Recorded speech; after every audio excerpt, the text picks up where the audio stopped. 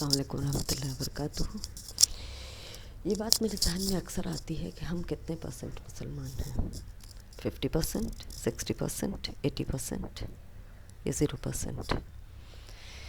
اس لیے کہ ہم نے جس معاشرے میں آنکھ کھولی وہ الحمدللہ ہندوستان کا میں ایک مسلم گھرانہ تھا، جہاں نماز اور روزے کی پابندی تھی، پردے کی پابندی تھی۔ لیکن جب ہم نے آنکھ کھول کے دیکھا تو بعض چیزوں میں ہم 100% اسلام مانتے تھے، بعض میں 80%، بعض میں 50%، بعض میں 0%۔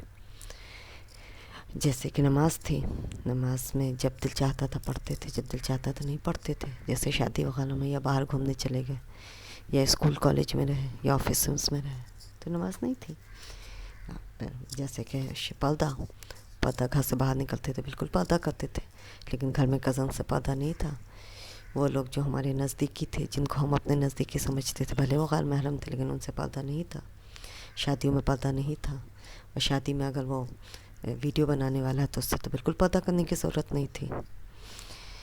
تو ہم نے دیکھا کہ ہم کبھی پہ ہم اپنی ماضی والا اسلام فالو کرتے ہیں، کہیں پہ ہم سماج کو فالو کرتے ہیں، کہیں پہ ہم اپنے ماں باپ کو فالو کرتے ہیں۔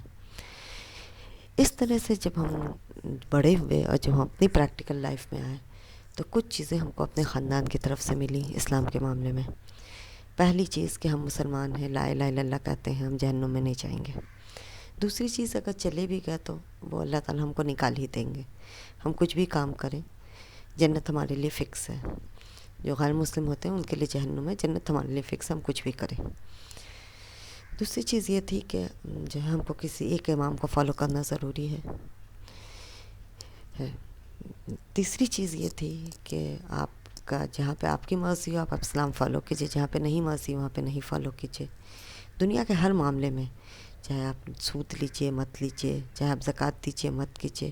ہاں، نماز آپ کو ایک خاص اس پہ پڑھنا ہے۔ اگر آپ نے بیچ میں ہاتھ کو اٹھا دیا یا گرا دیا یا ہاتھ کو اوپر باندھا نیچے باندھا تو آپ کافر ہو جاتے ہیں۔ ان کے ساتھ جب ہم پریکٹیکل لائف میں آئے تو یہی ہماری بھی سوچ تھی۔ پھر اللہ نے کرم کیا اور ہم کو قرآن کو سمجھنے کی توفیق ہوئی۔ جب ہم نے قرآن کو سمجھ کے پڑھنا شروع کیا تو ہم کو لگا کہ ہم تو بالکل بھی مسلمان نہیں ہیں۔ ہمارا اسلام تو ہماری مرضی والا اسلام ہے، اللہ والا اسلام تو ہے نہیں۔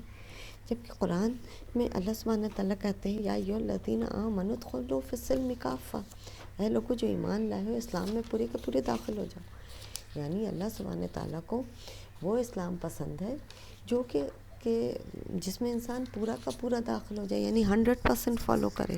ہاں کبھی کبھار غلطی ہو جاتی ہے ایک انسان ہونے کے ناطے، وہ الگ بات ہے جس کے لیے اللہ نے توبہ رکھی ہوئی ہے۔ لیکن ہم تو جس اسلام کو فالو کرتے ہیں ہمارے ایک اصول بنے ہوئے ہیں، اور اس میں ہم سمجھتے ہی نہیں کہ ہم غلط کر رہے ہیں، اور جب سمجھتے نہیں تو توبہ بھی نہیں کرتے ہیں۔ ہم کو بچپن کا ایک قصہ یاد ہے کہ جب ہم کو یہ پتہ چلا کہ سونا مردوں پہ حرام ہے تو ہم نے گھر میں سوال کیا کہ تو پھر ہم لوگ شادی میں لڑکے کو سونے کی انگوٹھی کیوں دیتے ہیں؟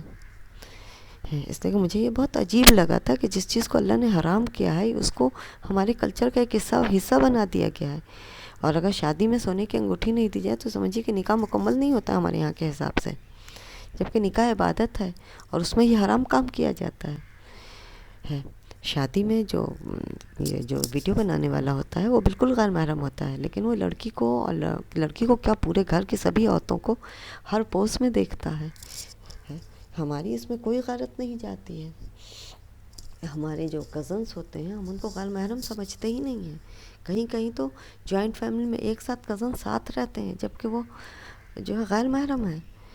تو اللہ سبحانہ تعالیٰ نے ہم کو ایک زندگی گزارنے کا طریقہ دیا تھا، اور اس زندگی گزارنے کے طریقے کی پوری تفصیل اللہ سبحانہ تعالیٰ نے قرآن اور حدیث میں بتا دی تھی۔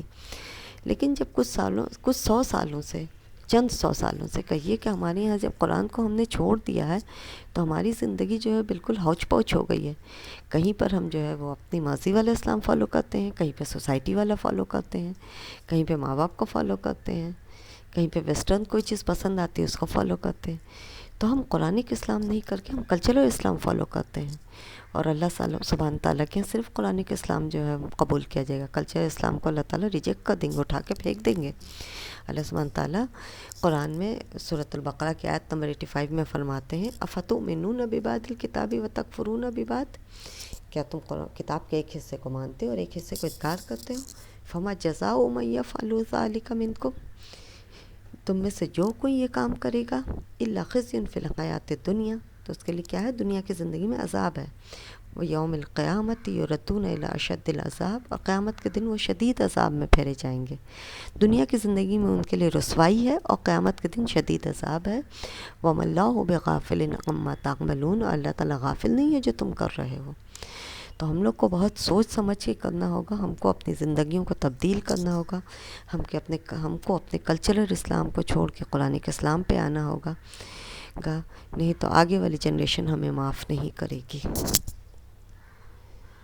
اور ہم پھر اسی جس رسوائی میں آج ہم ہیں، مسلم امت ہے، اسی رسوائی میں ہم اور مزید گرتے جائیں گے. اللہ سبحانہ تعالیٰ ہمیں کہنے سے زیادہ اس پہ عمل کی توفیق دے.